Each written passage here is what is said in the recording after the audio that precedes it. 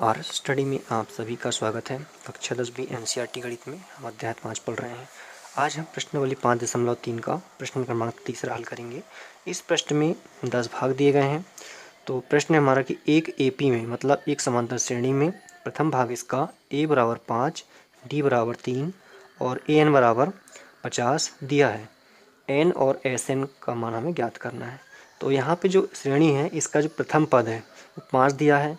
D सार्वंतर होता है, इस श्रेणी का सार्वंतर हमें 3 दिया है। फिर nवें पद का मान हमें 50 दिया है, ठीक है। और हमें n और sn का मान निकालना है। तो चलिए यहाँ पे जो Sn है, सबसे पहले तो Sn को समझते हैं। Sn कैसे निकलेगा? तो Sn जो होता है वो पदों का योग होता है, किसी भी श्रेणी में पदों का योगफल होता है।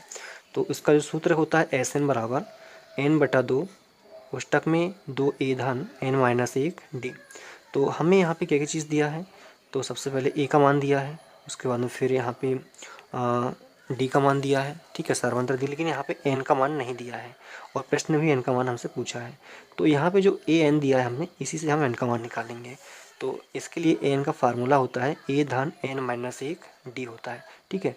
तो इस फार्मूले में मान रख के एन का मान निकालेंगे, फिर यहाँ पे एस एन का मान निकालेंगे।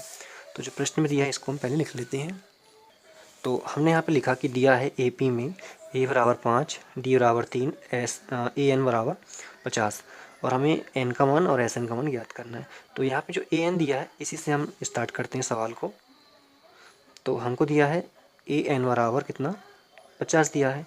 और ए एन का फार्मूला क्या होता है? ए एन का फार्मूला होता है ए धन n-1 डी होता है और इसके बराबर 50 दिया है। तो 50 यहाँ पे हम लिख लेंगे इस तरह से, ठीक है, बहुत सिंपल है। तो यहाँ पे ए का मान हमें रख लेना है। ए का मान हमें दिया है 5 यहाँ पे, तो ये 5 जाएगा धन एन का मान नहीं दिया है तो उसको जैसे का वैसा छोड़ना है। और डी का मान हमें दिया है 3, ठीक है। डी क्या है यहाँ पे? सर्वांतर है। तो ये मान हमने यहाँ पे रख लिए हैं।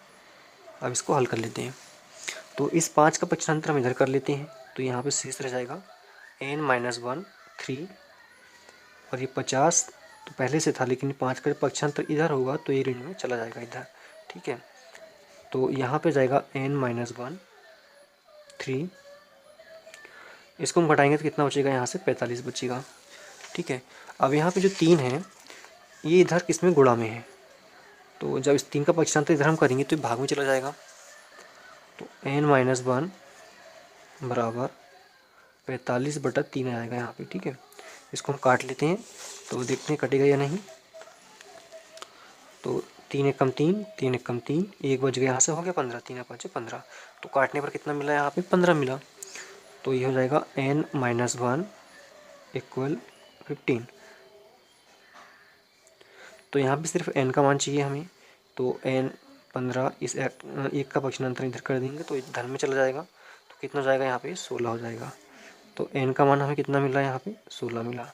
तो एक मान हमें क्या n का निकालना था, जो कि मिल चुका है।